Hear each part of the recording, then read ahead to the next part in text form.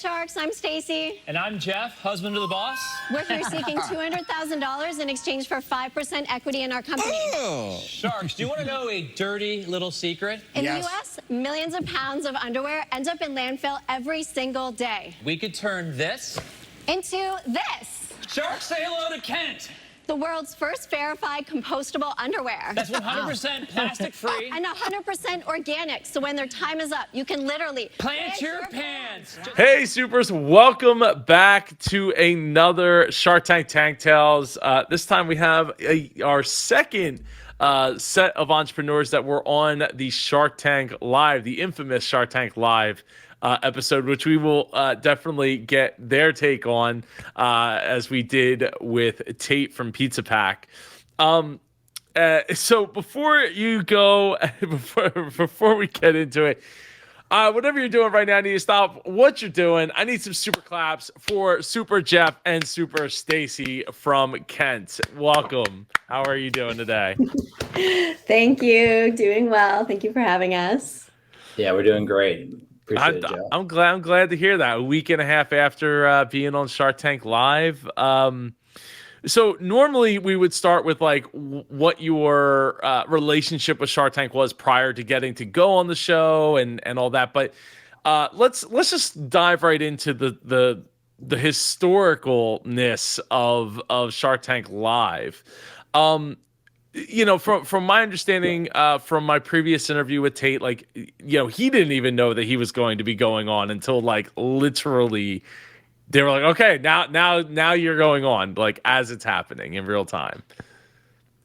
What was that? A similar experience? Oh, yeah. He didn't know. Like, he's like, I just had no idea. And that's, he's like, I couldn't tell anybody, which I guess from their perspective, they don't want you to tell anybody.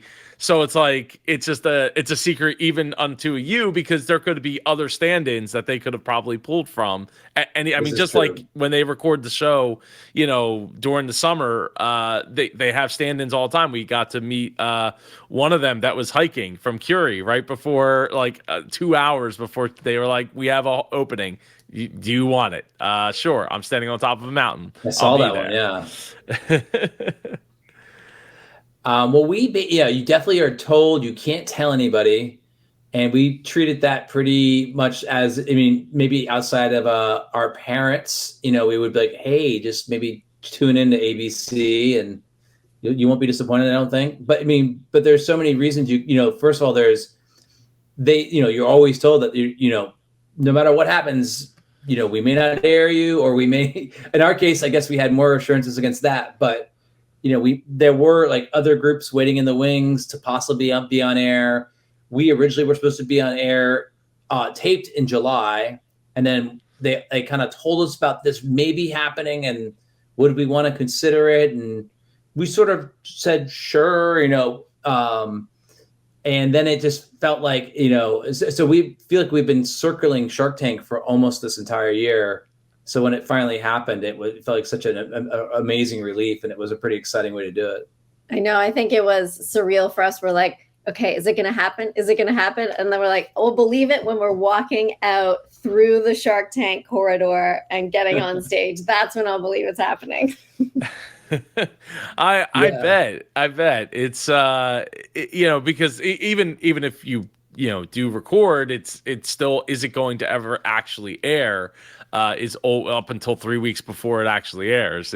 Or going to air is always there, and then you could end up like there was one episode where they moved it to like a Tuesday night when the Ukraine-Russian war broke out, because they did a special like that Friday night, and they moved the episode to like Tuesday and didn't really do a good job of promoting that, I don't think. But yeah, so it is TV, so you just never know. Anything could happen. So before knowing that you were going to get to go to Shark Tank, what was your relationship with Shark Tank? Did you watch a lot of Shark Tank? Never hear the show before? Like, what was your relationship with the show like? Yeah, I've been familiar with Shark Tank for a long time. Like, I grew up in Canada where Dragon's Den was a really big deal. So was familiar with Dragon's Den, and then obviously Shark Tank in the US, and watched the show ongoing, and always was just like very impressed with the entrepreneurs that they had on there, the questions that they asked, the like what seemed like super rapid fire answers. And now I know what that feels like. In the live instance, it's very rapid fire. And just really saw it as an interesting way to find out about how other companies are being scaled and get this like intimate peek into entrepreneurs' story. Yeah, that's kind of my Yeah, take you on watch it. I mean, we've watched it for a long time, and once we start this business, you sort of watch it with a different eye to the way people talk about things, because you're like, oh, I guess we have to figure out how we would value our company, and some of the math is quite simple, right? It's literally like, here's how much money I'll give you for this percentage of your company. Although terms are never like quite that simplistic often, but like that's not too far off, right? And then once we started Kent, you start paying more careful attention. And then once we were told that we were being considered to be on the show, you start watching it with like a laser beam eye to every question. And to some ways, it's like no way to prepare for it, because there's across all the episodes, however many, 15 seasons worth, 4 entrepreneurs episode, there's just like maybe 1,000 episodes or 1,000 different entrepreneurs, and all the questions you could prepare for. It's nerve-wracking. I think in some ways we got away easy with the live one, because yes, it's condensed and consolidated and ran by very fast, but taping for an hour and a half would be really tough too. Just being peppered at questions over and over again would be challenging.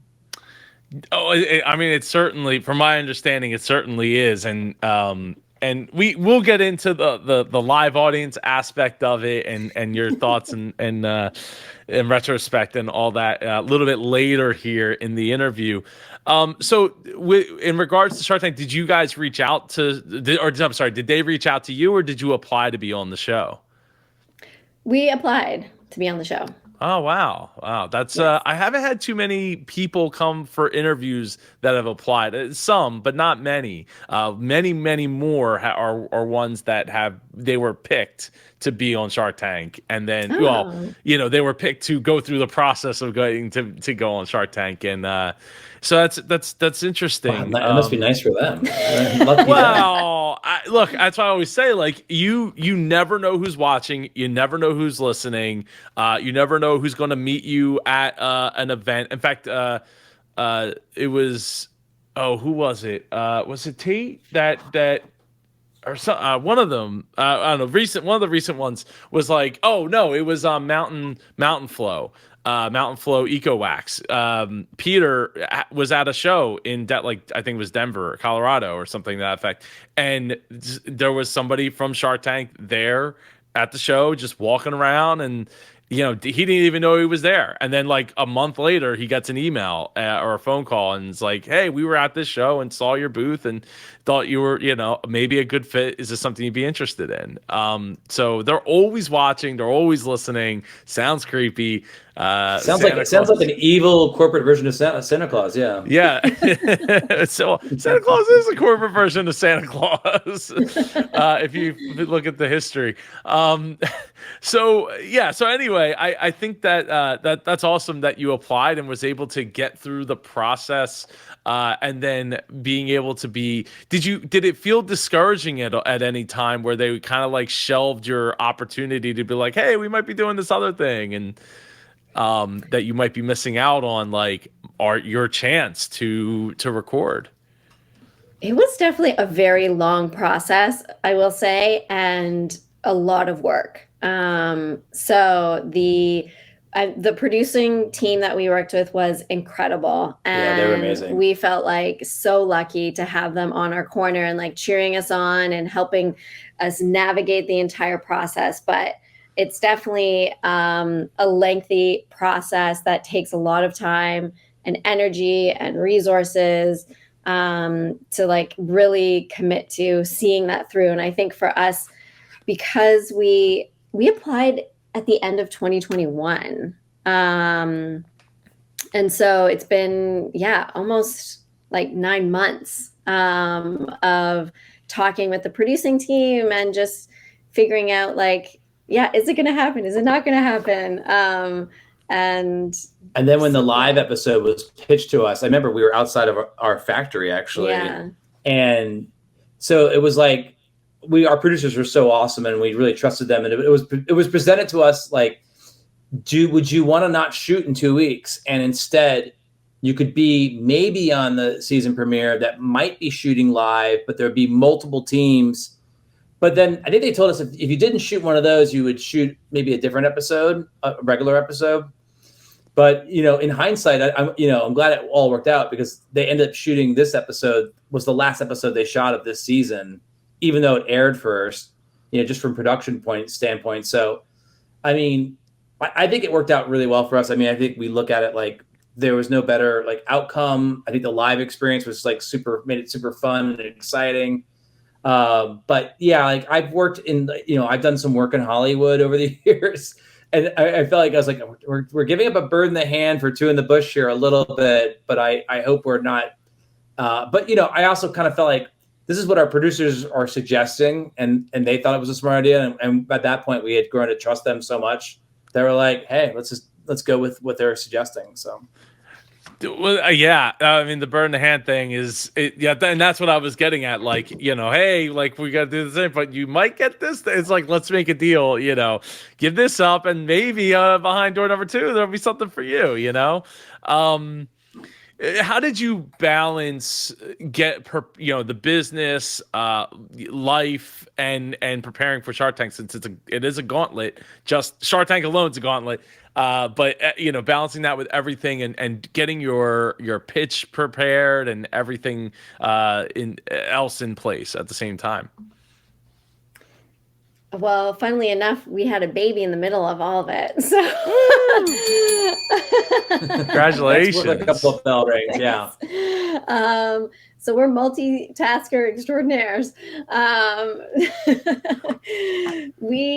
think being like 2 co-founders, we're able to juggle quite a lot because there's 2 of us constantly working on the business. So we're lucky in that respect that if I had to be like taking a little bit of time off after giving birth to our son, Jeff was like kicking into gear and taking things over for the business. So in that respect, we were lucky to have both of us looking at the business. But yeah, it's definitely a lot of work. And I think it was, I don't know, for me, I really liked going through the process because it helped us hone in our story really well and make it really tight. We had to condense it even further, even up to like a day before the pitch. We were cutting things out of our script. So it just forces you to really hone in on what makes you and your company so special. And that was like a good practice just in and of itself for us to get clear on.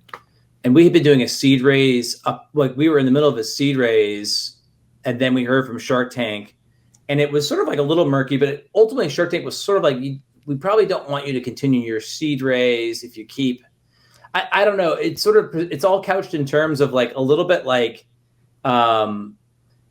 it would not be as attractive if you raise a lot of money before you come on the show. And so maybe you shouldn't. And so and then, I don't know. It's like one of these things that you just go, well, maybe we should just pause. A, because we just had a baby. B, you're like, maybe we end up raising all the money we need on Shark Tank. But so we had like a pretty good story that we're giving to people for seed raise, which we'd raised some money. And then when Shark Tank came along, like, let's just put all our chips in this basket because it's about all we can handle right now with the baby. And that's kind of, that's why I think our story was fairly focused when we started, because the producers also ask you, can you do it? Like, you send them a video, and then they ask you like, can you do a different video, but make it tighter? And then they'll be like, I think we sent them like 4 different videos over the course, or 5 or 6 different videos. Many. Yeah. They just want to see like, the pitch and how it could be delivered potentially on camera, and everything was done via Zoom. I don't know how it was done in the past, like if you do in-person interviews or things like that. But yeah, it was it was a lot of work. So for anyone thinking about going or applying to the show, it's a lot of work, but and a lot of smiling. They like your television requires just continuous smiling, apparently, which I have to get used to.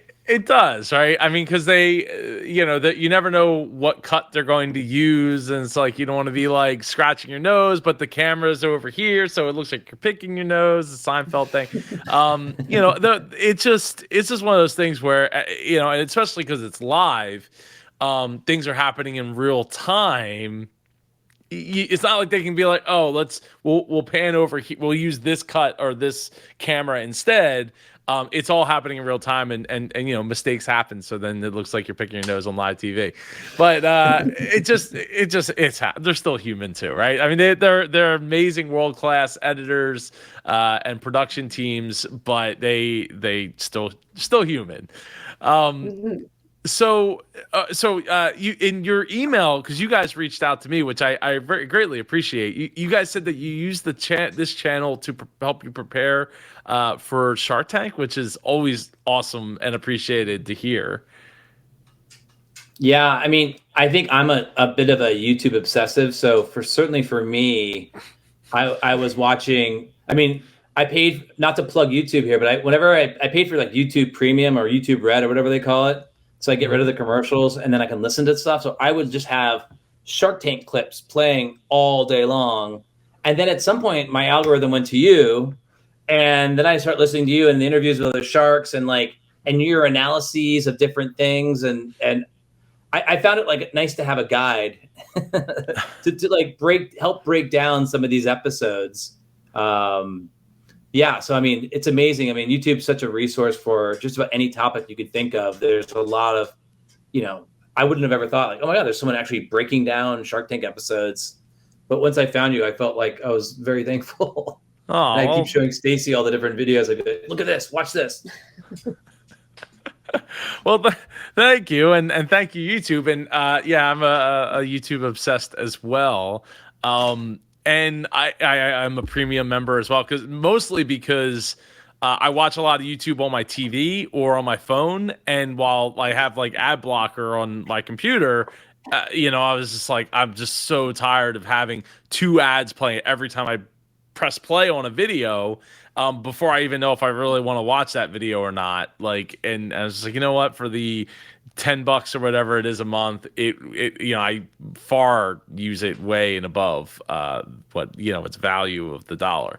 So no, that's great to see that the algorithm is working, and that's the whole goal here, right? All is well. Yeah, right. It's all balanced. Is to teach other entrepreneurs what they more in depth, what they don't necessarily have time for in an episode, in Shark Tank, because there's only 8 to 12 minutes per pitch, and that's our airing. Obviously, you would be doing 45-minute plus, if you were on the floor. But I think that there's just so much that they don't get to go in depth with, that I like to be able to take my experience and bring that to the table, and add to the learning. And I'm learning too, because I don't know. We're going to talk about how do you say? I always want to say compostable underwear, and I don't know anything much about the underwear industry. And I learned so much just by watching your guys' pitch that, it enables me to be able to relate it to other things that I know, and then help bring other people along for that journey of learning.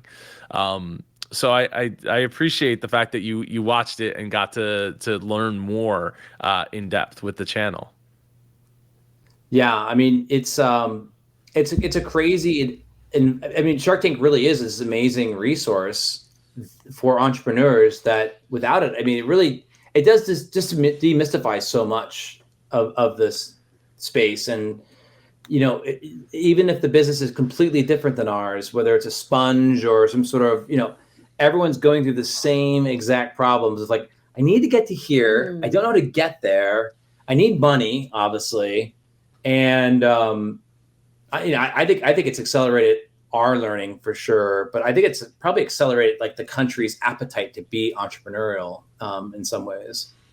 Oh, absolutely. I mean, it's one of the reasons it's been able to stay on the air for so long, and and all that. And speaking of that, we can transition right into the live show, because so I want to get your input on what you felt it was like being on there versus, I don't know, have you seen the comments of the Shark Tank Live? Some of them, yeah. I have not read the comments, but You might not want to. It had nothing to do about you guys or any of the entrepreneurs, but mostly revolving around the live audience and how frustrating it was for people to watch. It was so much so that I actually had to, because so many people were asking, like, what did I think? I actually went and put a video out just talking about the Shark Tank Live episode and how, you know, it kind of felt like a game show by the end, but by like the middle of the episode, because it was A, so fast paced, and B, because you know, obviously the sharks are shouting over each other in the tank normally. You just don't see that because they edit, you know, they're world-class editors, right?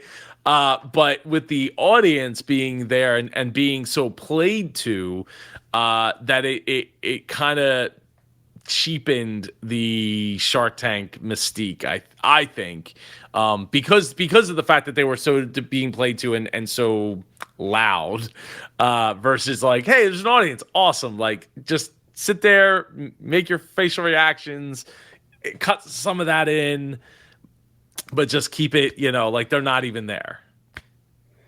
I kind of liked it, from the entrepreneur's perspective.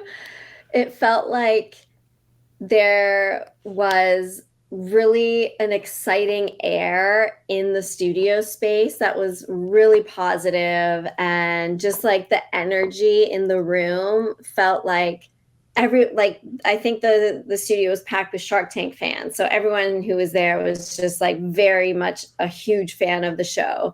And so having that to walk into felt like just such an exciting moment for us to be a part of.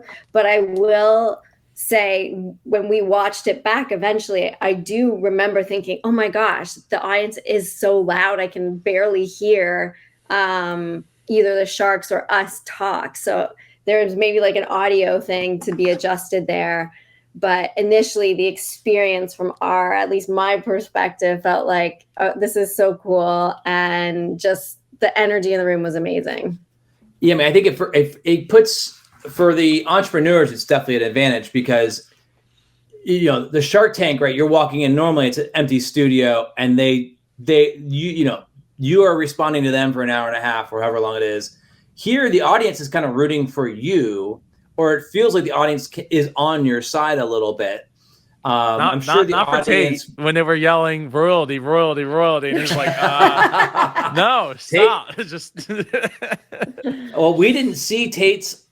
We couldn't watch the episodes because of COVID restrictions during the actual taping. So afterwards, he was like, Mark Cuban made me an offer for 1.5. I'm like, congratulations. He goes, no, I turned it down. I was like, what?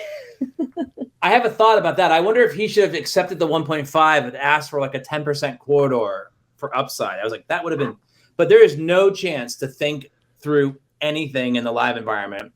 Like, I think the positives are that you get deals fast and furious. You get offers faster and furious.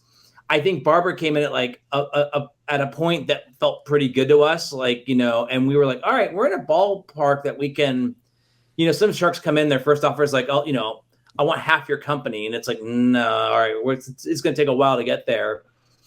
So like from that point of view, it's like positive, but there is like not really the ability to think or to talk through anything, or to like, we never said thank you to Barbara. We never said thank you to anyone shark, because it was just literally like the next person started talking. And because you want to keep the pace of the show up, I mean, we barely could hear Damon when he was making his offer, because there was so much just like buzz in the audience. Hysteria. And I think he said 15%, right? And you were like, yeah. And I was like, and we also had a producer telling us that we had about 10 seconds left. And I don't know if they would have cut away, but the threat was, if you don't make a deal before the commercial break, we move on to the next entrepreneur, and it's considered a non-deal. So we had a real strong incentive to say yes, or a strong incentive to not let it drag. And I mean, we had targeted Damon before the show. He was, he's the Bombas guy, and that was the success story that we think we could replicate. And so once he matched their offers, which we were already entertaining, we're like, this is a done deal. Let's move on. Maybe in a longer format, we could have combined them together. I don't even know if that's a better situation. Maybe you get to, maybe having 3 sharks all thinking the other one's doing something isn't as advantageous as you might think. So there's a lot to unpack there. First off, walking into with the audience on your end, absolutely, totally different vibe than what you're getting, conveyed through video, and having that feel of like going to watch your favorite movie or something with an audience of people who are like I went to see Clerks 3 a couple weeks back with Kevin Smith there, and a whole audience of people that love Clerks and all the Kevin Smith movies. So that is an experience that's, very different than watching it with a bunch of people that don't really care or maybe kind of know or whatever. Or getting to go to Disney World with a bunch of Disney heads that actually get like the background story of the rides and all the things. Like they get it, right? Way different. Tate's offer of 1.5 million. I don't know that Mark would have went for that, because if you watch Tate's interview I did here on the channel, he explained that like Mark already had a deal cut, like he just signed a deal for the Mavs stadium with I think Domino's, so like it would have been a slam dunk. Like he already has the foot in ready to go, like with Domino's. So it's like, I'm going to pay you 1.5 million, turn around and make, tens of millions of dollars by tomorrow. As soon as the ink's like not even dry, where I'm going to be making tons of money. So like, I don't think that he would have cared enough to been like, cause he didn't entertain his $5 million original offer, which what he wanted. And I don't think 5 million was really that. My guesstimate was between 3 to 5 million because you got 3 people to pay. It has to be worth it for all That's them, true. and and all that. But the other thing, and I didn't write the note on the last thing that you were talking about, so I don't. What was the last thing you were talking about, Jeff? I'm sorry. Well, maybe just that you didn't have time to really reason through deals that or negotiate. much. Like we had 3 sharks give 3 identical offers, and we had 10 seconds to decide who do we go with without the chance of could there be a combo deal here with multiple sharks. Yeah, the time thing. So when I first heard about the Shark Tank Live thing, I was like, oh, they filmed it in front of a live studio audience, because like there's no way it could be live. Like how are they gonna power through this so quick? And then after your pitch, I realized very quickly, I was like, oh, there's only room for like 2 more entrepreneurs. There's no way they're doing 4. And when talking to Tate about it, I was like, well, what if they had like done like a 2-hour live show? But I think 2 hours would have been maybe a little too long for the format. Like it just would have, it would have drawn out a lot longer than probably the audience would have. But like an hour and a half, which would have afforded you guys a little bit more time, each entrepreneur maybe another 5 minutes or so, 10 minutes to be able to like work out something like that. And then my final thought there is, how many, like, who knows if they're going to do any more Shark Tank Lives? I hope they do, even though I didn't love the audience because of the way that they enabled the audience.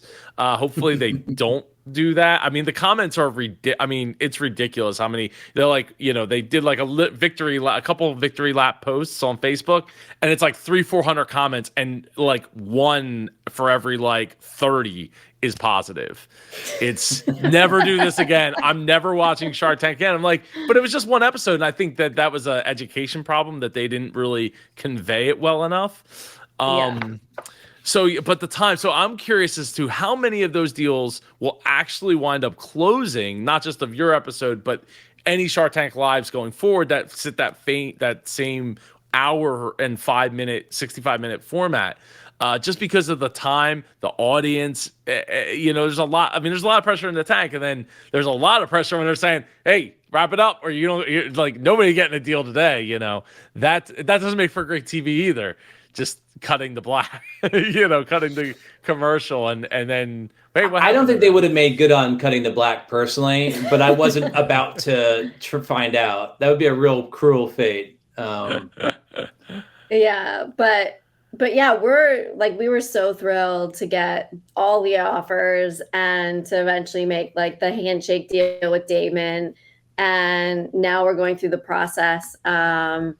Just as you would with any investment deal, you have to go through due diligence and all of that. I can't get into details, but there's definitely a process that we have to go through. It's a business investment after all. So it's not, even if I think we were on the regular long show, you'd still be going through some type of process after. Yeah, I mean, it can go literally years. Some of the entrepreneurs I've talked to, so it's, Oh, great. Hopefully not. I mean, it's not impossible. Because part of the thing is there's kind of a theory, and I kind of hold to this theory too, that the Sharks, if they're not really certain about the product, they'll wait and hold off until the episode airs. Well, that could be like 6 months later, or longer, almost like 9 months later. So if that's the case, like you're already 9 months in, they want to see like, did the product sell well? Are things going well? But by then, it's like you could have a whole different business by then. You could be more into t-shirts or more into, some other compostable. I always feel like I'm saying it wrong whenever I say it right. Compostable, item that sells better or something than the business that Damon originally was like interested in, right? Or the deal was centered around. So like that, and then then your value might also be a lot more. And it's like, well, you waited 9 months to close, to get to the signing process. So is it really worth us giving up 20% of our business at that point, or 15% of our business at that point? Who knows? So that's a different dynamic, that having the live show versus like, hey, your episode might air in like 9 months from now, and and all that. But let's get back into the tank and talk about, how are you feeling walking down the hallway, and were you feeling nervous or anxious, or what's going through your mind then? Definitely nervous, but I think having Jeff, having both of us on there, kind of made me less nervous than I probably would have been if it was just one of us going out there. Because it was like, okay, both of us are gonna shoulder this excitement and nervous energy and do it together. And all I remember thinking is like, okay, walk straight and don't look at the camera. Do not look down the barrel of the camera and get on the rug and stay there and don't say anything. There's a mark to hit that they tell you over and over again. Don't look at the mark. I'm like, I think it's making me want to look at that mark. I think, yeah, I mean, the adrenaline, I mean, we luckily, I know that during COVID, which is seems to be wrapping up, hopefully. But a lot of, hopefully, but I think Biden said it's over. So let's just take it. Yeah, sure. Nothing to do with an election. But as we got to go do a run through that morning or the day before. We did a run through the day before, and then also that morning, because we changed something slightly in our script the day before. So we had the chance, I think, to do it quickly. Having that was a godsend, because I think the pressure we feel with the live is, if you screw up live, this thing, it's just, there's no cutting around it, right? I think if we knew we were going on a tape version, I mean, you could walk out there and go, try it again. I mean, you have as many redos as you want. I did a little bit of acting in Los Angeles for a while and some comedy stuff. So I had some experience with this stuff. This was definitely the most stressful, most intense thing I've ever done. Because I think it was network, it's live, it's huge audience, and it's a real chance to screw up. It is. I mean, they definitely have left in the screw ups in Shark Tank, but they use it as part of the story to tell the story, versus if you screw up, then it's it's there because you only have so much time, period. Like, and there's no there. You're right. There is no editing or turning it into a part of the pitch, like playing the music or anything like that to kind of make it kind of a little more lighthearted, right? Your mess up. So. Well, that's so having two people and then having that opportunity to go and redo, another walkthrough is awesome that they allowed you, that afforded you that opportunity to do so. Going into this, you guys said that you targeted Damon for the business. When it comes to you ended up with 4 offers, which doesn't happen all that often. I wonder if how much do you believe that you would have gotten 4 offers had it not been for the live show? Because pretty much everybody got quite a few offers in that episode. So not that I think that you wouldn't have, but just statistically speaking, that doesn't happen very often. And here it happened on yours. It happened on 3 offers on the Oogie Bear, and I guess if you include Mark's offer, you got Tate got he might have got 4 offers as well. I think, maybe the live played a part of it, but I think our product and our mission and what we're doing is very universal at the end of the day. We are making underwear, which everybody wears for the most part. So everyone can relate to our product. If you wear underwear, you can relate to what we create. So I think that was exciting for all of the sharks because they could take kind of their own perspective on our business, whether they want to come at it from a more sustainability perspective or a storytelling perspective or Lori with a product perspective. And for us, I think Damon had it all in terms of he's been in this business. He's helped grow brands that are exactly like ours. He's invested in mission-driven companies. It just felt like such a strong match for us and for where we're at as a company in order to grow to the next level. So I'm confident we would have gotten multiple offers on the real or the other Shark Tank format. It wouldn't obviously have been as fast and furious, but I think a couple of sharks would have showed up to the table. Oh, I definitely agree. It's a great it's a great mission that you guys are on to replace these, the rubber inside of underwear and clothing and that kind of stuff, and make it so that it is a little more sustainable for us to continue to manufacture things at a pace that is not slowing down, even though our population is slowing down as a whole. It definitely controversial topic, Joe. Oh, come on! If Elon Musk can talk about it, then I think we can talk about it. I think Elon's a little bit in his own little camp there, but I hope he's right.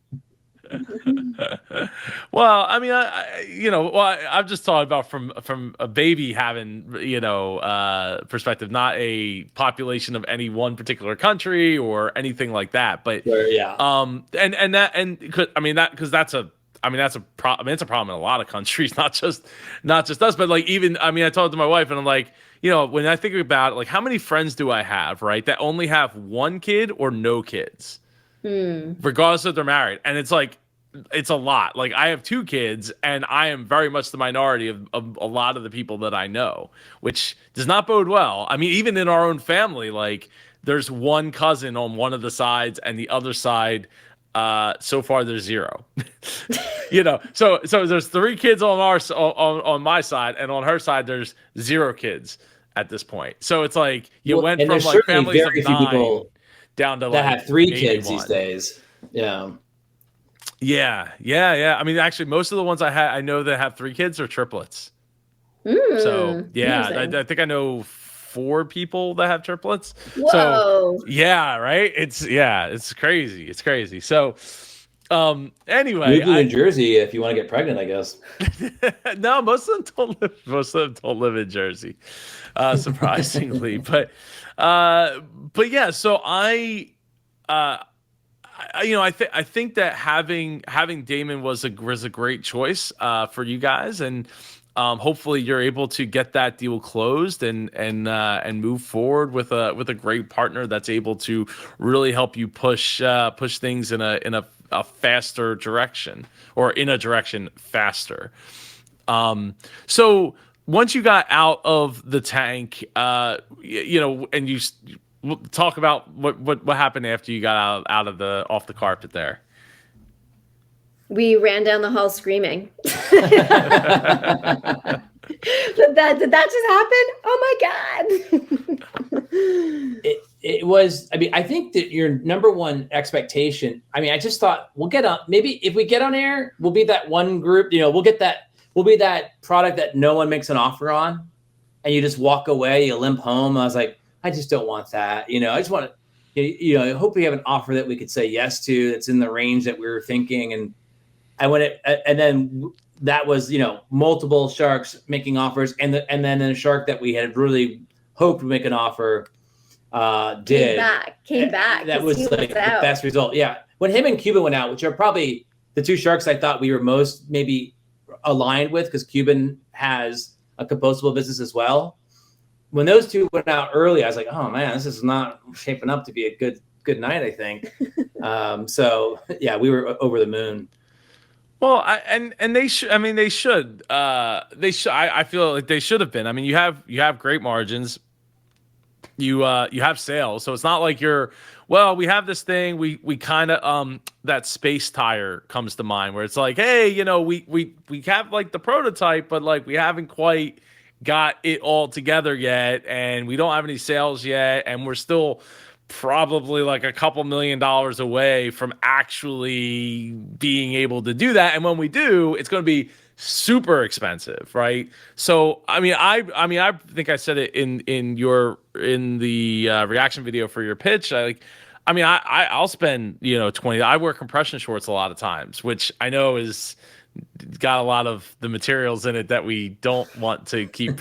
I do keep them, and I do utilize them a lot for running and things like that, but I wouldn't mind paying an extra, $4-8 or so to have something that is compostable, after the fact.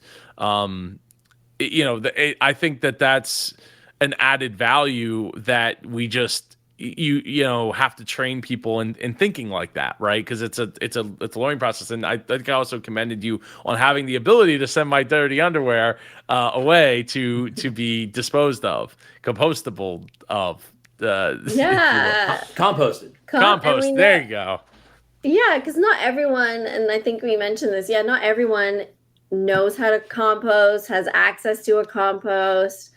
And it's similar to recycling. When everyone started recycling, how many decades ago, it was new and it was uncomfortable, because change is uncomfortable for everyone. But our vision is that we're going to help bring composting to the masses, not just for our underwear, but for your kitchen scraps. Because I want to see everyone in America, everywhere around the world, like composting. And that's just going to help our landfills, like full stop.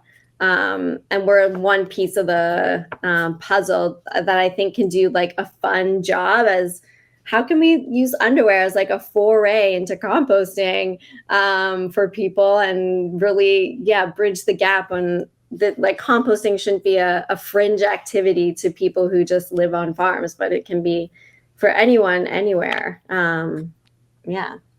Well, you come from Canada too, where it's standard practice. Yeah, which helps. Yeah. Well, I mean, you guys are close to us, but definitely different world in many regards. So after you get done, screaming down the hall, what you get back to your business. Like, what's some of the first things you guys prioritize there?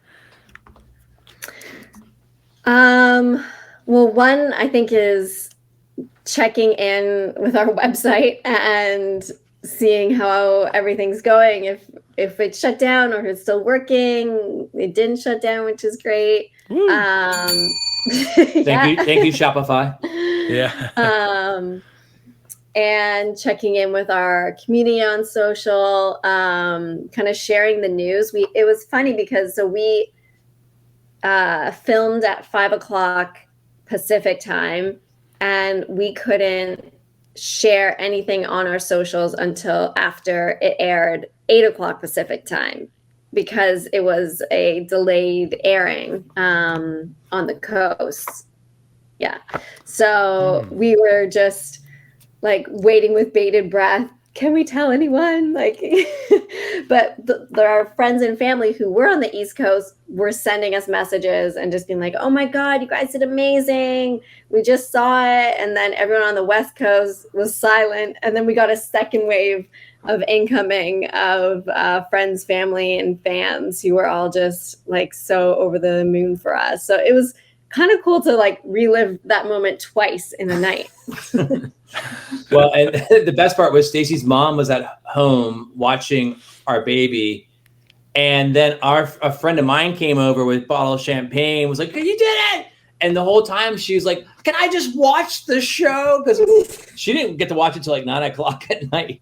We finally had to sit down and watch it with her. And then my friend, he's like you. He did like the play. He would pause play the whole episode, going, "All right, you see what happened here?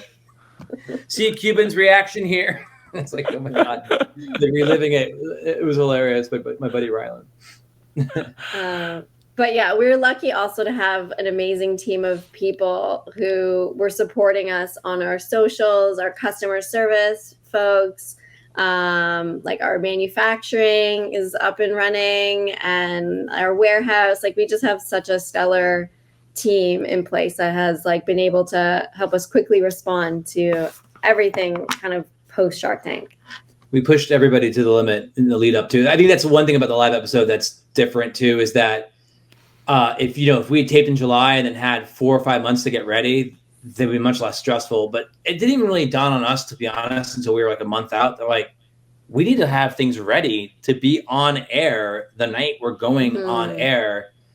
And but you also can't quite, you don't know 1,000% you're gonna be on air. You can't just go, well, let's just make $200,000 worth of product and just hope that it happens. So that might be a little less ideal from our point of view of like, we're on air while this is happening. So like for instance, we changed all of our products to pre-order out of a fear that we might sell out. And I think that hurt our sales a little bit, in that it just made it, because we weren't sure, like, will we sell out of stuff so fast? And the way Shopify was set up, so like some stuff was listed as pre-sale that maybe we could have just listed as for sale, and then later inform people there might be a delay. So there was like some mistakes that we might have made too, of just like, we just didn't want people to have a bad first experience with our product. So let's just err on the side of being like, buy it, but you might take a while to get the product if we sell out. I don't know. We kind of changed it midstream, and then, but there's just little things like that we couldn't really deal with in the moment. So I don't know. Yeah, I mean, that's difficult because it's not like you're sitting at a watch party or something where it's like, oh, I can, hopefully if I'm not too drunk or too whatever, I can pull myself away and we can solve those problems on the fly.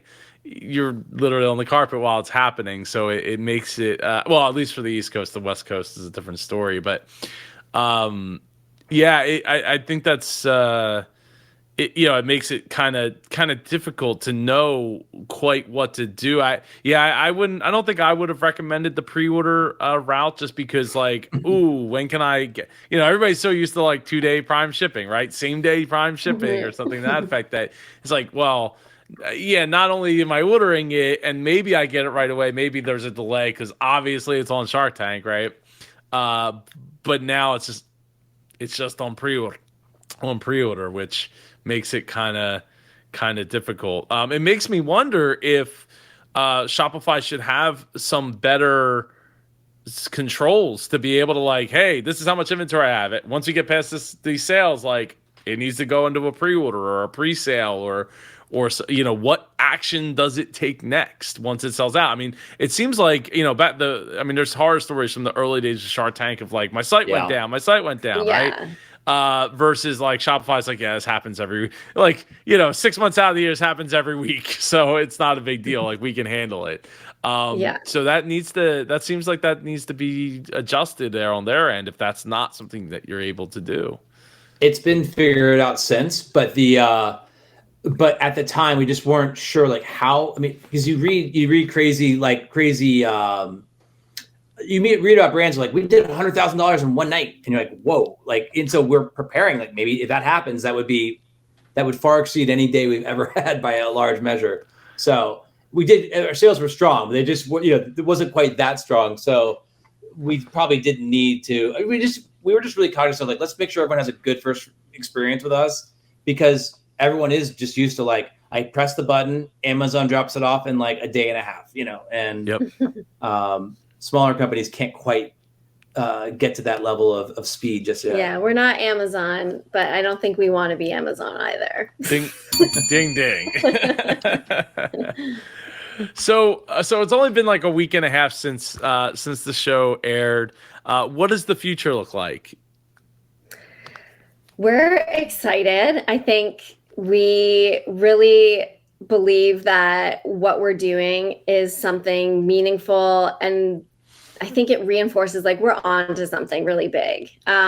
Just all the reactions that we've been getting from our community, from our customers, from press, it just feels like, okay, we're on to something like really interesting with our products and our mission. So doubling down on what we're doing, and part of that is starting the conversations with Damon, and also just, kind of strategic planning. Okay, how do we scale this business? What choices do we have to make? So there's a lot of big decisions on our horizon in the next couple weeks. Yeah, I think that's exactly it. I think Shark Tank is such an exciting moment, and then we got the result we wanted, and then you realize, oh, we have we have a lot more work to do, and we have to raise. Eventually, for a brand of our size, you have to raise a lot more money. We'll talk with Damon's team about like how they feel like we would scale. They probably can open doors that are not. They're when you make a deal with a shark, you're hoping for more than just the cash, right? And so. They'll be able to open doors I think are unique to them that, not every VC or investor can open. And then I think it is just a bit of that like sobering day after Christmas. You're like, all right, back to work. We got orders to fill and new products to make and new products to design and figure out. And how do we expand the lineup of compostable clothing that we have? And Stacey's got a lot of exciting ideas in her laboratory that were my compost lab and her compostatory. So yeah, it's exciting, but like, I knew that would happen, but it's like, it's like, all right, back to work. We had to go to a wedding the day after Shark Tank 2, about 6 hours away. So it was a crazy weekend in general, but yeah, we're finally recovered now. Did you all right, so you go to the wedding, did you wind up losing your voice by the end of the wedding from all the people that wanted to talk to you? Well, it was very it was nice because we obviously talked to a lot of folks there who congratulated us. We're like, this isn't our wedding. But, exactly. Kind of steal the limelight there. You should show up in a my white buddy dress. Kevin and our friend Libby, like I even joked, I was like, I think we kind of upstaged you a little bit here. Sorry about that. Keeping a low profile here at the wedding, but it was nice to be surrounded by friends during this. It just felt like, okay, we can kind of keep up the celebrations a little bit longer. Like this is like the wedding was so amazing. And coming off of our Shark Tank high it like eased the transition a little bit. I mean, one thing is clear, everybody watches Shark Tank. I mean, it's insane. I've never gotten a swarm. I'm just like, how many people in this Because Shark Tank, I've been watching it for many, many years, and I remember it was almost like a curiosity, kind of like a not a very popular show when it first came out. And I guess in my mind, I just almost didn't quite realize how gargantuan it has become as like a enterprise. But it's crazy. Tate mentioned something similar about getting a lot of messages from people that like he hadn't talked to in like a long time. It's like how all the people that came out of the woodwork to message him that he just hadn't been in close contact with in a while. And like didn't know that he was going to be on the show. So it's not like he was like promoting the heck out of it for the 3 weeks leading up to it airing. It just, it just shows the power of the show. And it's still, even with like a ton of people hating on the whole live audience thing, there's just that many people that really love the show and the spirit of the show. And yeah, I don't think the show got really popular until Mark got there in season 3, 2. That makes 3? I kind of feel that's true. Yeah. Yeah, he brought a whole nother level of just everything to it, and then his desire to stop having ABC take like 2.5% of the business for being on the show so they could get better businesses in the tank was really huge. So we had heard we expected that, like that was like something I had read many years ago, that they take a percentage of your business whether you're on or not. And when we finally read through the deal terms, I was like, doesn't seem to be in here, which is because it was like one of those things like that would be a real deal breaker probably to be on the show. To give 2.5% away and not know if you got a deal or not seems crazy. Well, it changes the deal too, because they're like, oh, I'll take 40 some percent, and then it's like, well, yeah, it's your 40 plus their 2.5 plus, I already have somebody else invested that's got this amount. Like, it definitely changes the negotiation process because of knowing that. And I think in the early season before Mark put in, I want to say season 4 or 5 is when that ended. I did say, I think as like a disclaimer in the beginning before the show would start, or just as the show would start, they had like a little disclaimer that talked about it there, and I think that's where I first saw it. But it definitely changes the dynamic, Yeah, I love the fact that you guys got to go to a wedding. I love the fact that you didn't have to miss the wedding because it was not a Friday wedding, where you wouldn't have been able to make it. So that's awesome. It's like get to take a victory lap there at somebody else's wedding. I hope they forgive us. I'm sure, when you're multi-millionaires, they'll, fingers just crossed, right? We'll settle for just one multi. We don't even maybe multi. Just give us like 1 million and we'll be good. Well, I am positive you guys will be there, not in the not too distant future, for sure. Tell everyone how they can get their own compostable. I still feel like I'm saying it longer than I say it. You got it. Compostable underwear. Well, you can find your Kent compostable underwear on the URL wearkent.com, wearkent.com. You can shop us. We have men's is all on pre-order, but you can have a poke around. We have 4 different styles: high waist, thong, hipster, bikini. We have our crop tops. So they are also fully compostable. And we have different pack sizes. So the more you buy, the more you save, and the better your underwear drawer will be. And we now offer men's briefs as well, which are the perfect, I think, men's underwear. Perfect balance between a boxer and a brief. We call them our breather briefs because they are very breathable. They actually came from a doctor when we were trying to get pregnant who recommended I switch to boxers, but I didn't really want to go full boxers. And no one made fully organic cotton or organic material boxers that breathe. So I can't guarantee the fertility claims there, but we did have a baby. It did work for us. Great. Well, I'm so glad to hear that. So all right, well, I appreciate you guys being here. You're welcome back anytime to update or come hang out, whatever. So feel free to do that. So again, thank you so much for being here. Thank you, so Joe. much for having us. It was fun. And thank you for watching all the way to the end. I'll see you in if you haven't watched their pitch yet, watch it up here. If you have, or otherwise, I will see you in the video down below. Take care and go be super.